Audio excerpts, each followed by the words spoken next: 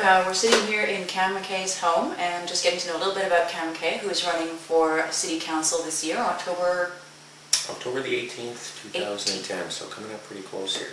It certainly is. So you're out meeting and greeting people and door knocking.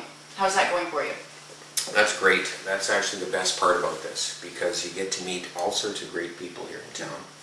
And every now and then you'll run into somebody who knows you from before, or you haven't seen in a while. And that's a rare treat, just to reunite with somebody you haven't seen. So that's by and far the best part of this so far. So you're tripping down memory lane every day? Oh yeah, you know, I ran into a friend of mine who, well, not a friend of mine, but his mom, who I hadn't seen in about 15 years. And I just, I knocked on her door and I kind of recognized her. I said, hey, is that you, Mrs. Schneider? And she's, oh yeah. Had a great conversation, just reminiscing, caught up on what Erin is doing. And yeah, it's just great. It brings back good memories. And, the one thing that's a constant is the people here are all very bright, all very intelligent. And I find that all the problems that we face at the city are actually solved just by going on the doorsteps, because everybody's got an answer for something. And it's always well thought out and well put. And so I'm learning a lot and having a lot of fun doing it. Taking notes? I do take notes, because there's always stuff that comes up, right, that people will want to address down the road.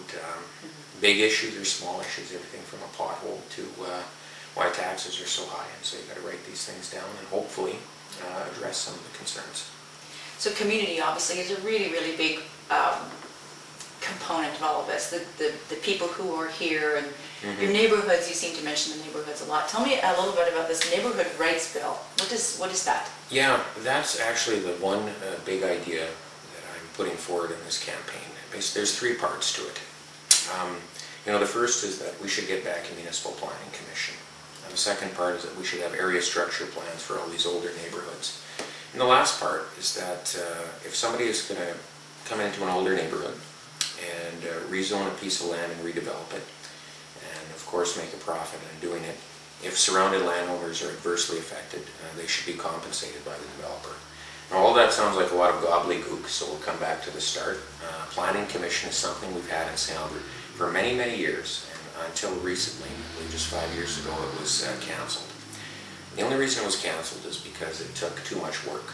But the purpose of that was to give people that lived here in town some say in how their community was developed. It was comprised of the mayor and 2 councillors and 4 people from the general public. So the general public had the majority on that committee, and they determined what St. Albert would look like and how it would grow and how it would develop. Now we don't have that. Almost all the decisions are determined behind closed doors and by 6 politicians.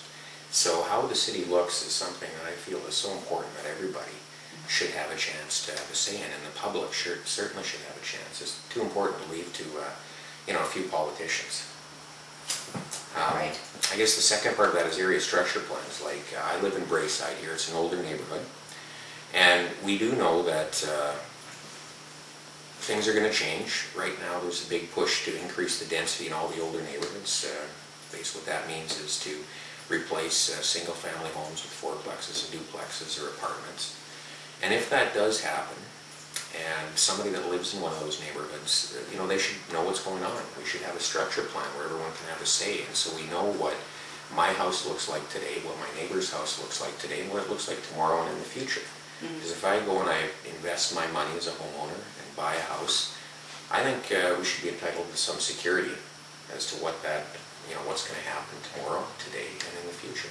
And so we should have an area structure plan like we used to and like we do for all new neighborhoods. And then the last part is probably the big part of this idea. If somebody is to come into a neighborhood and redevelop a single-family dwelling into something else, like a fourplex or an apartment, and the homes around there are going to be reduced in value, I think that the homeowner should be compensated for that loss by the developer. Now this is a change in how we've done things, because we've never done this before. But if we are going to be making dramatic change, I feel that the average person should have a little bit of security in their lives. Your home is your largest capital asset. It's where you raise your family. It's where you grow up. And by doing this, there'll be numerous benefits. One, the homeowner will have a big say in how their neighborhood is developed because they have to be compensated. So you can be assured that the developer will go in and talk to people and consult with them. They'll also have a say in what happens. And that's something that we don't have right now. So you're kind of touching on zoning. Mm-hmm.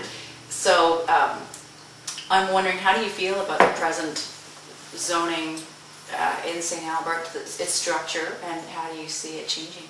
Mm-hmm. Well, you mean how the city is going to develop down the road? And yeah, well, I'm including industrial. Mm-hmm. Well, we're a city right now that is largely reliant on residential tax base. Mm-hmm. About 90% of our money comes from you and I, the homeowner here in St. Albert. And that's one of the reasons why people complain about taxes being so high. And rightly so, is because we don't have any business to rely on. That's going to have to change down the road if we're going to be successful, as we've got a lot of financial pressures and we're going to need to get more business into St. Albert here. What kind of business that is and where it goes is something that the community should decide upon and have a say in. But I think you'll find that most people would be satisfied if we had more of a business base to rely on rather than just you and I. How do you think that can happen? Well, how are you going to attract business? You know, I'm not a big believer in City Hall planning out what business is going to do. Business is going to grow on its own. What City Hall can do is create the structure so that business can grow. And if you look at St. Albert, where we're positioned in the Edmonton region, we've got a lot of opportunities. You know, the vast majority of economic growth in this province is going to occur in Fort McMurray and north of us, and we're actually perfectly positioned to capitalize on. We don't have a business park on the north side of St. Albert along a major roadway, so that oil field businesses can have, can set up there and service the industry going on up north. That's something we seriously should look at. We've got one of the best hospitals in the region. We certainly could allocate more space for, medical professionals to come here. And the added bonus is we'd have more doctors in town. So there's a lot of opportunity, but we just have to get out and lay down the environment and let business come in and do the rest. If we offer something that's attractive, people will come here and do business. So we've touched on a few different areas that are very important to you. What would you say is the most important issue for yourself personally? The most important issue? Well, I've got two that are pretty close. I'm a firm believer that people should be well represented and that their views should translate into what happens at City Hall. Everything that's done there at the end of the day should benefit the average person. The average person should have as much of a say as is possible. That's very important. The second thing is just spending our money more wisely at the city. That's something we're going to have to do down the road. It's just, that's the ultimate role of the city government, is to make sure that they spend our money wisely. And if we're going to compete with all these areas around us, that's going to be a core competency we're going to have to excel at. So those are the two big issues for me. Okay. And just before we welcome your family into your living room, my final question to you is, what would be your greatest accomplishment to date? Greatest accomplishment? What do you feel is really outstanding and makes you different from the other candidates? Well, we'll see how this interview turns out. This might be it. Seriously, there's a lot of things I'm proud of in my life. I was in the military. I served our country proudly. I did well in school. I graduated from university. Started my own business basically just with the money I had in my pocket. As well as numerous social accomplishments and being involved in community groups. But at the end of the day, the thing that I'm most proud of is something everybody can do, and that's to have a family. Kelsey doesn't like to hear it, but she's what I'm most proud of. Lisa's a close second, and I'm sure they're not going to like to hear that. But really, that's what it is. Every day when you see your daughter come home from school, she tells you something that she's learned or she's done something new, you just have such a sense of accomplishment. And really, at the end of the day, that for me, that's what it's about. Is raising your family and doing something better for the next generation. Very nice. Well, I'd like to welcome Lisa and Kelsey into the living room area. Our set, so to speak, and introduce them to St. Albert. So please come have a seat. You're first, Kels.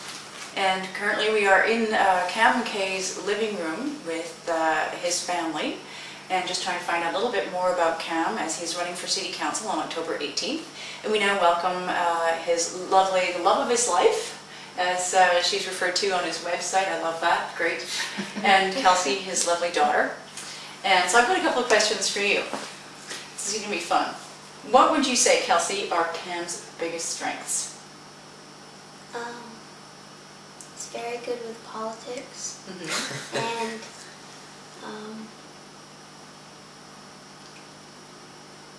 Likes to talk to people. yeah, he's very social. Mm-hmm. So you know he's running for council. Do you know what that means? Yeah. And so do you think he would make a good councillor? Yes, Why do you think that? because he knows what he's talking about. He grew up here, and Those are good answers, Kels. Yeah. Lisa, what would you say Cam is like as a person? He's just a really fun, honest person to be around.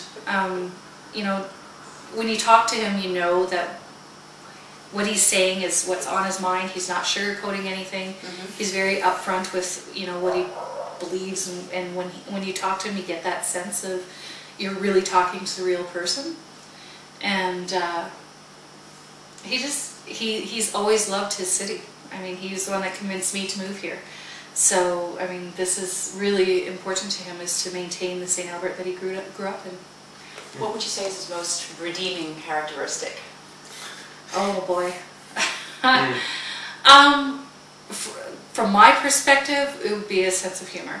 Like just you know, he's a really fun guy to be around.